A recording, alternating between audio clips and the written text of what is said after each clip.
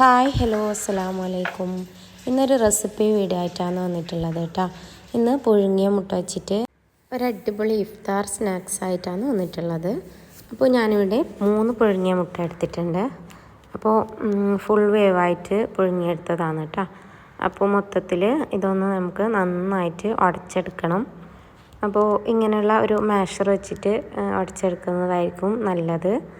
എന്താ വെച്ചാൽ നമുക്ക് നല്ല എന്താ പറയുക ചെറിയ ഇതായിട്ട് കിട്ടും കേട്ടോ. പിന്നെ ഇല്ലെങ്കിൽ നമ്മൾ മറ്റേ ഗ്രേറ്റ് ചെയ്യുന്ന ഇതില്ലേ ക്യാരറ്റൊക്കെ, അപ്പോൾ അത് വെച്ചിട്ടും നന്നായിട്ടൊന്ന് മുട്ട ഇങ്ങനെ ചീക്കിയെടുക്കാം കേട്ടോ. അപ്പോൾ ഞാനിപ്പോൾ ഇത് മാഷർ വെച്ചിട്ട് ചെയ്തെടുക്കുന്നുണ്ട്. അപ്പോൾ മൊത്തത്തിലൊന്ന് ഇങ്ങനെ നന്നായിട്ട് പൊടിയായിട്ട് എടുത്തതിന് ശേഷം ഇതിലേക്കൊരു മസാല തയ്യാറാക്കി എടുക്കണം. അപ്പോൾ മൊത്തത്തിൽ എന്താ പറയുക വലിയ കഷ്ണങ്ങളൊന്നും ഇല്ലാതെ ഇങ്ങനെ ചെറുതായിട്ട് കുഞ്ഞായിട്ട് പൊടിച്ച് കിട്ടുന്നത് വരെ നന്നായിട്ടൊന്ന് ഇങ്ങനെ മാഷ് ചെയ്തെടുക്കാം കേട്ടോ. ഇനി മൊത്തത്തിലൊന്ന് ഇത് പൊടിച്ചെടുത്തതിന് ശേഷം ഇതിലേക്ക് ഞാനിപ്പോൾ ഇട്ട് കൊടുക്കാൻ പോകുന്നുള്ളത് ഗരം മസാല പൗഡറാണ് കേട്ടോ. അപ്പോൾ അത് ഞാനൊരു 1 ടേബിൾ സ്പൂണോളം ചേർത്ത് കൊടുക്കുന്നുണ്ട്. അപ്പോൾ അത് നിങ്ങൾക്ക് നിങ്ങളുടെ ഫ്ലേവറിനനുസരിച്ചിട്ട് ചേർത്ത് കൊടുക്കുക കേട്ടോ. അപ്പോൾ എനിക്ക് നന്നായിട്ട് ഇതിൻ്റെ ചുവ എനിക്ക് ഇഷ്ടമില്ലാത്തതുകൊണ്ട് ഞാൻ 1 ടേബിൾ സ്പൂൺ ഇട്ട് കൊടുത്തിട്ടുണ്ട്. ഇനി ചിക്കൻ മസാല പൗഡറാണ്. അപ്പോൾ അത് ഒരു 1.5 ടേബിൾ സ്പൂൺ ഇട്ട് കൊടുത്തിട്ടുണ്ട്.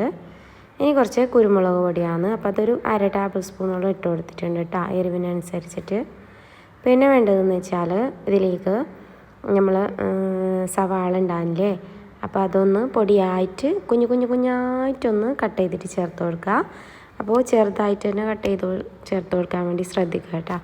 അപ്പോൾ വലുതായാൽ ഇതിൻ്റെ ടേസ്റ്റ് വ്യത്യാസം വരുന്നുണ്ട്. അപ്പോൾ ഇതിൽ ഇട്ട് തന്നെ കാണാത്ത ഭാഗത്തിനുള്ള കുഞ്ഞായിട്ട് അരിഞ്ഞതാണ് ചേർത്ത് കൊടുത്തിട്ടുള്ളത്.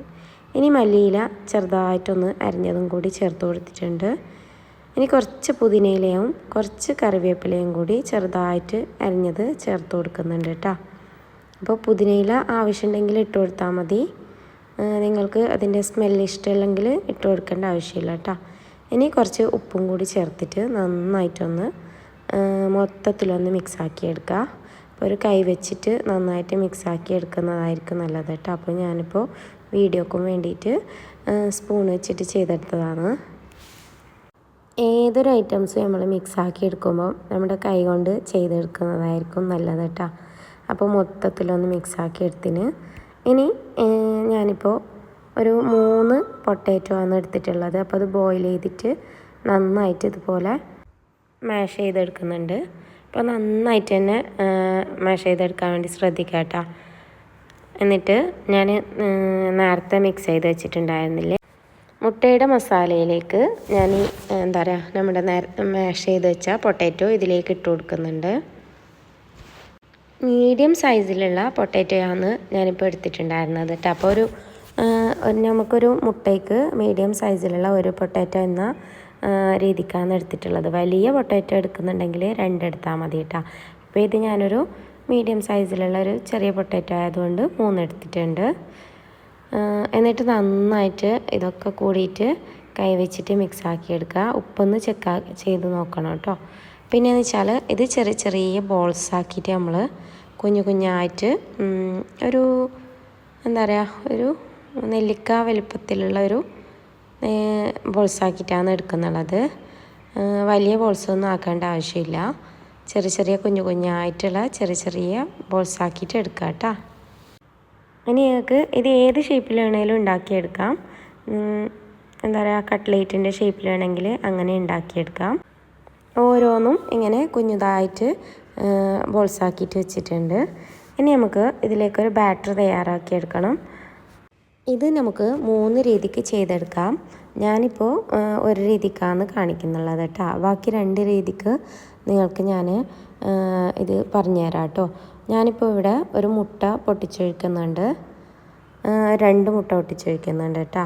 എന്താ വെച്ചാൽ ഇത് മൊത്തത്തിലൊന്ന് പൊരിച്ചെടുക്കണമല്ലോ.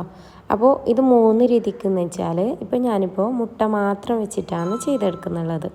അപ്പോൾ മുട്ട മാത്രം വെച്ചിട്ടെന്ന് വെച്ചാൽ മുട്ടയിലേക്ക് കുറച്ച് ഉപ്പും മഞ്ഞൾപ്പൊടിയൊക്കെ ഇട്ടിട്ട് നമ്മൾ എന്താ പറയുക നേരത്തെ ഉണ്ടാക്കി വെച്ച ബോൾസ് ഇട്ടിട്ട് നന്നായിട്ട് എണ്ണയിലൊന്ന് പൊരിച്ചെടുക്കുകയാണ് ചെയ്യുന്നുള്ളത്.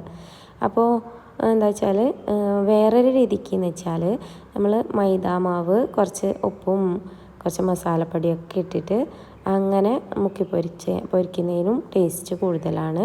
പിന്നെയെന്ന് വെച്ചാൽ നമ്മൾ മുട്ടയിൽ മുക്കിയിട്ട് ബ്രെഡ് ക്രംസിൽ മുക്കി അങ്ങനെ ചെയ്തെടുക്കുമ്പോൾ നല്ല ടേസ്റ്റാണ് കേട്ടോ.